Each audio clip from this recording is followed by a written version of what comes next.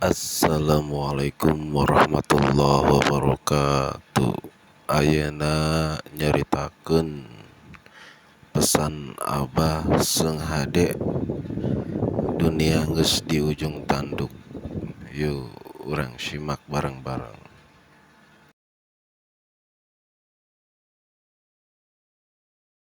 Para ulama dikumpulkan sedunia untuk memecahkan Indonesia lantaran Indonesia teges di ujung tanduk. Entak kurang sing loba ngadoa khawatir lain lalagaan, tetep kurang mah ngadoana mudah-mudahan Allah mere salamet ka urang, salamet ka negara urang, salamet bangsa urang. أعوذ بالله من الشيطان الرجيم إن الله وملائكته يصلون على النبي يا أيها الذين آمنوا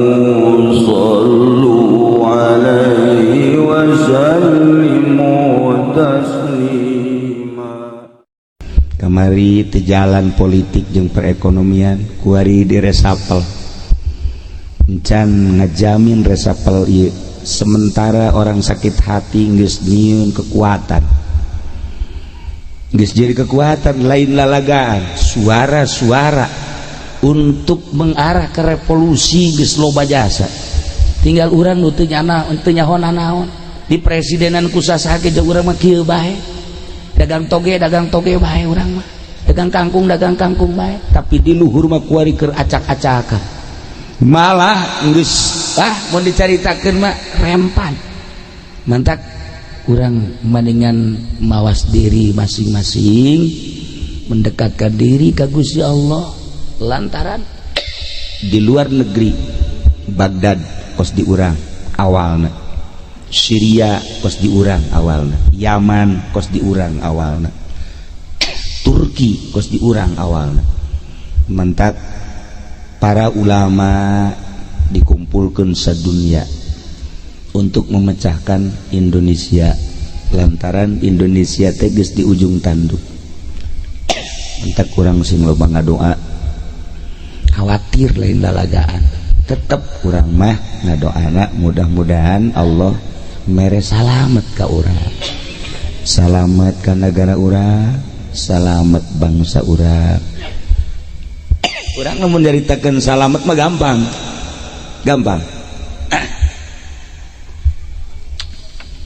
tapi lamun urang nyaritakeun per provinsi kuari inggis per provinsi inggis nyaritakeun salamet mah mudah-mudahan amin, mudah-mudahan salamet amin.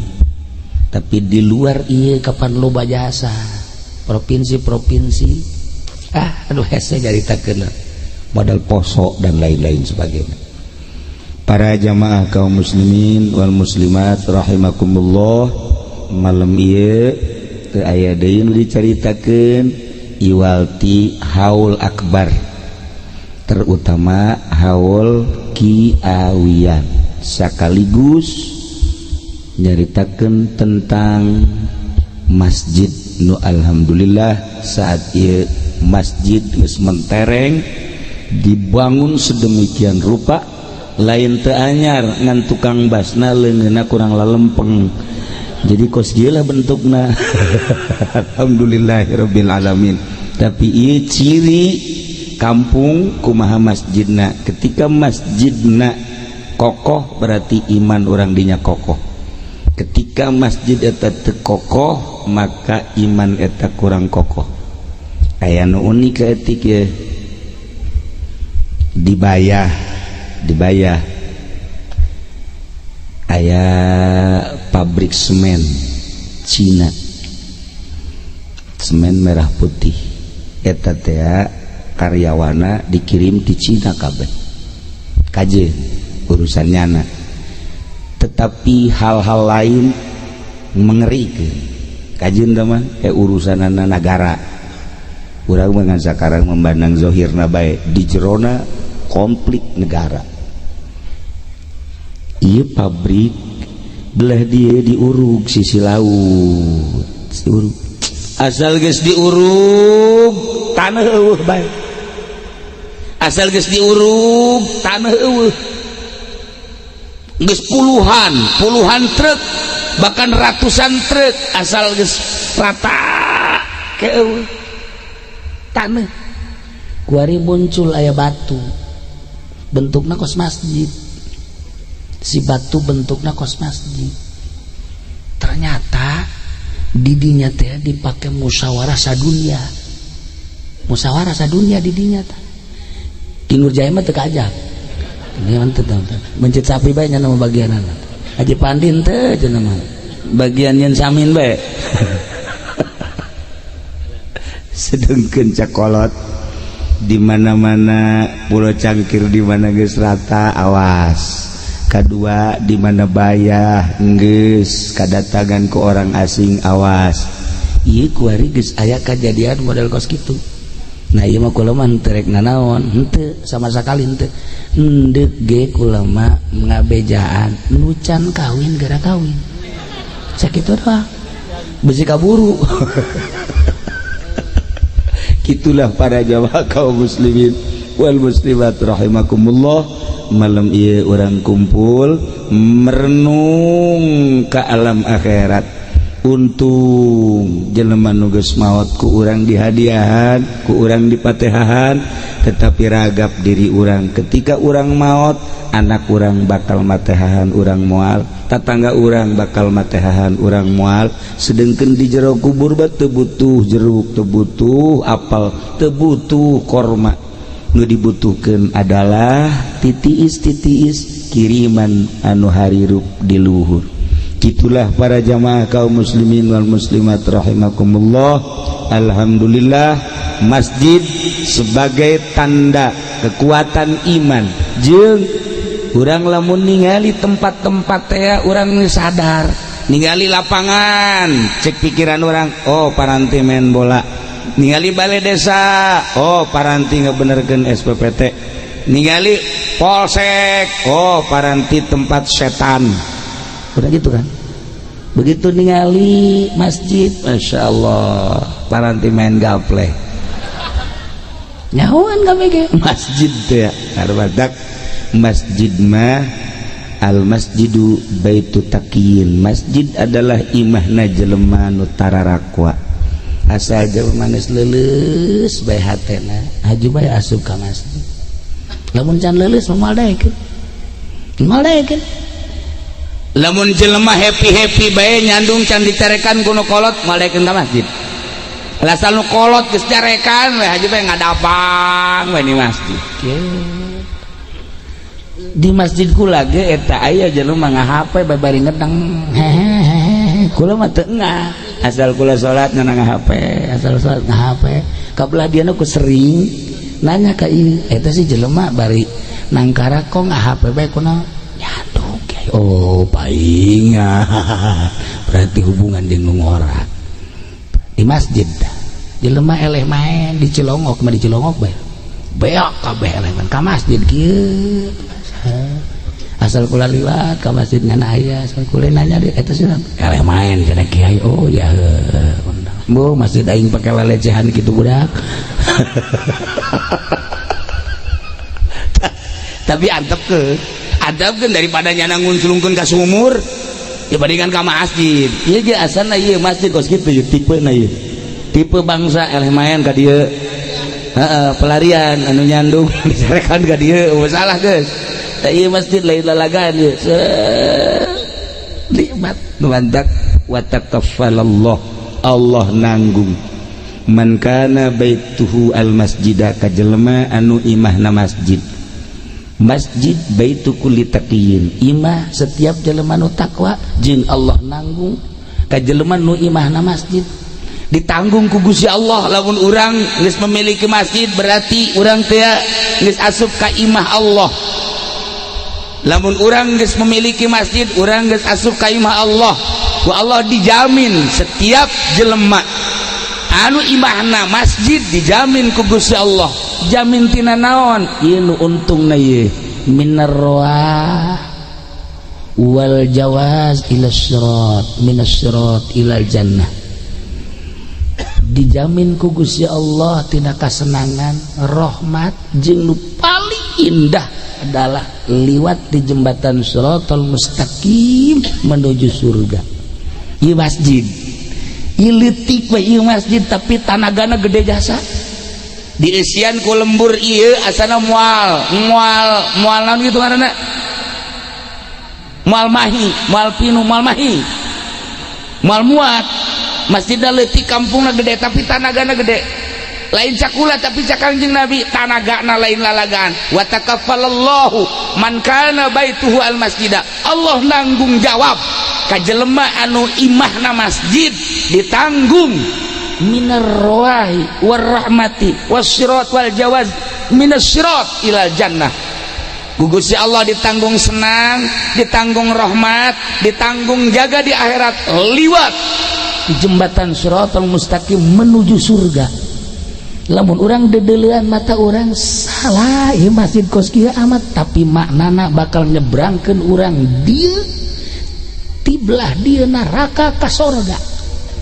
Ya Allah, lain lalaga dia cakaging Nabi eta mah ditanggung jawab yang nyebrangkeun jelema ti dieu ka ditu ka surga.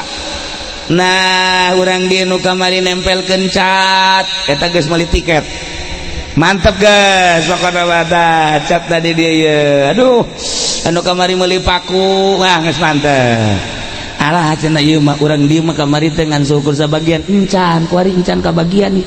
Aya nu loba keneh nu encan mere, kumpulkeun bikeun ka Haji Jaya kena kawin deui.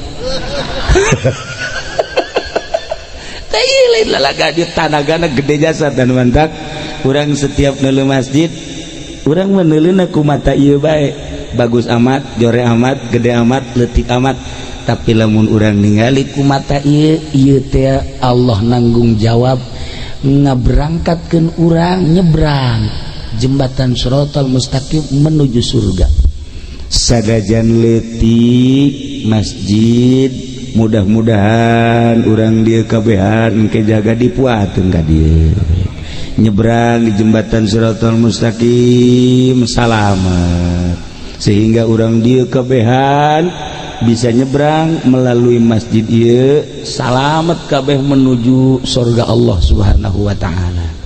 Di lain tempat masjid sarua bae yu urang ropea masjid sing hade ulah ngabanguna aya kotoran di masjid kemudian dipiceun eta teh geus termasuk tiket ka surga. Micen kotoranana doang, micen kotoran tiket ka surga. Nu kamari teu kabagian ngabangun masjid deulekeun mun aya kotok ngising teugean. Mun eueuh bae kotok-kotok urang gadengakeun ngising sia. Itulah para jamaah kaum muslimin wal muslimat rahimakumullah. Nah iyalah urang nu mantak daek dieu kieu ge urang hayang salamet. Adapun fasilitas menuju keselamatan aya di diri urang. Sakumaha urang dek diangkat jadi wali ku Gusti Allah ulah neangan nu eueuh fasilitas jang wali aya di diri urang. Napakuran mata orang bisa jadi wali, napakuran ceuli orang bisa jadi wali. Di daharti fasilitas nu dibikeun ku Gusti Allah ka urang ialah jang menuju jadi menuju neangan menuju mencapai ridho Allah Subhanahu wa taala. Cuman ngutak ngatikna hungkul nu kudu aya nu nuduhkeun. Gitulah para jamaah dek menuju dek neangan ridho Allah fasilitas nu aya di urang. Ketika urang diberi harta eta teh fasilitas jang menuju ridho Allah. Dibere ku Gusti Allah, urang teh dibere fasilitas, meureun urang dibere tanaga gede jang babantu neangan ridho Allah melalui tanaga. Mun urang ngebahas kos kitu sesuai jeung pembahasan Imam Ghazali panjang, sakabeh fasilitas nu aya di awak urang ieu teh bisa ku urang ditafakuran untuk meraih ridho Allah Subhanahu wa taala.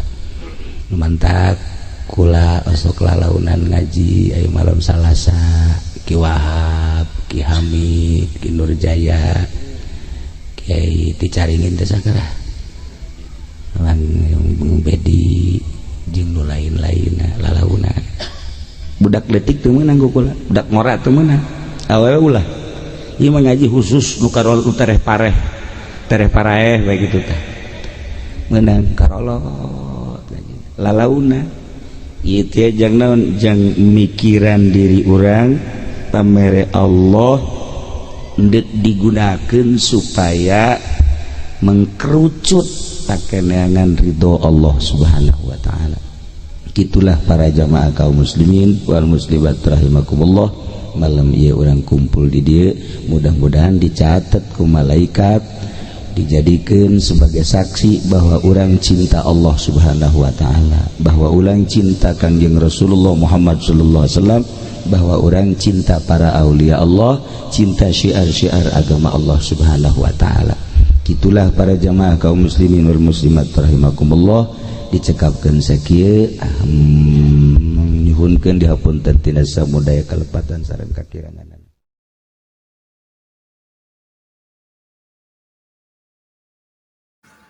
Alhamdulillahirabbil alamin.